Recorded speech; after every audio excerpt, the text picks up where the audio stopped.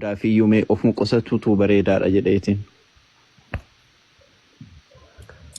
Mootummaa iddoo Thank you. Al tokko model al tokko. Wanti isheen amma kaaste an xiqqoo ishiin beeka.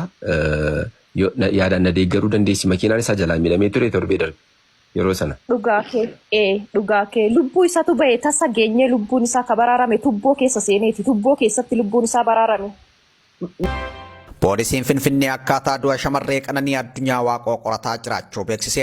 Poolisiin magaalattii ibsa baaseen kutaa magaalaa Lammii Kuraa Aanaa Sadiim gamoo Wuddaasee kan turte shamarree Qananii Addunyaa Waaqoom darbii shanaffaarraa sababa hin beekamneen kuftee yeroo wal'aansa fayyaaf gara hospitaala Yaaneet geeffamtu halkan naannoo sa'a 10tti duute jedhe. Poolisiin Finfinnee odeeffannoo erga argateen booda garee qorannoo gurmeessuun odeeffannoo teeknikaa fi tooftaa barbaachisaa ta'e walitti qabuuf gara iddoo sanaa deemuun qorannoo reeffaa dabalataaf gara hospitaala Miniilikitti erguu ibseetii jira. Yeroo shamarreen tun lubbuun dabartetti mana kan ture abbaan warra ishee artistii Andu'aalam Gosaan poolisiidhaan to'annaa jala oolfamuun qoratamaa jiraachuu ibseetii jira.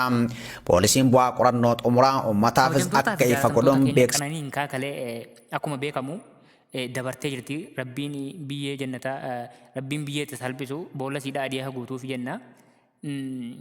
Ragaalee hedduu funaanannee jira. Poolisiin federaalaas ibsa kennee jira. Namni isiin wajjin mana kireeffattee galtus odeeffannoo tokko takka poolisii federaalaatiif kennitee jirti.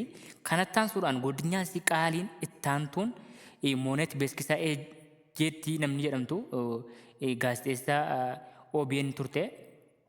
Sirriitti waa isii fakkeenya FB irratti ragaa kennitee jirti dubbattee jirti. FB irratti akka jechuun manxasite sa'a muraasa dura jechuudha.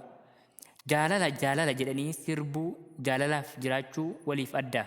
Walaloo fi yeedaloon walitti dhufee yaada namaa hedduu ibsa. Jaalalli kan gatii kaffalchiisa. Kaaniif elaa sammuutti jette. Kaaniif elaa sammuutti naaf haafuuchuu barbaadeetti. Hireen kee nama siif hin taanetti fi gatii jaalalaa hin galleetti yoo si qabe si galaafata. Yoo wal simee immoo boqonnaa si laata. Golli namaa waa hedduu qabdi otoo sakattaamtee. Aarsaa jaalalaati immoo kichuu too of si galaafachiise. Elaa sammuutti kan hafe. Dhalli namaa xiin sammuu dura du'a. Maaliif of ajjeefte muciyyoon kun gaafii hundaati. Ofiifis haa miitu namnis haa miidhu. Dhimma kana dhimmi daa'immanii fi dubartootaa fi seerri nuuf haa qoratu jechaa jirra. Kan akkas jedhee gaazexeessituu OBN Moonet. Kan biraa kan itti aanu immoo qaallitti yookaan namtitti wajjiniin mana kireeffatanii fooqii takka jechuudha.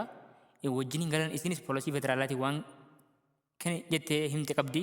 Poolisiin federaalaatis ibsa baasee qaba. Nu waliin tura mana kana subscribe godha hanga dhuma sagantaa keenyaatti nu waliin tura.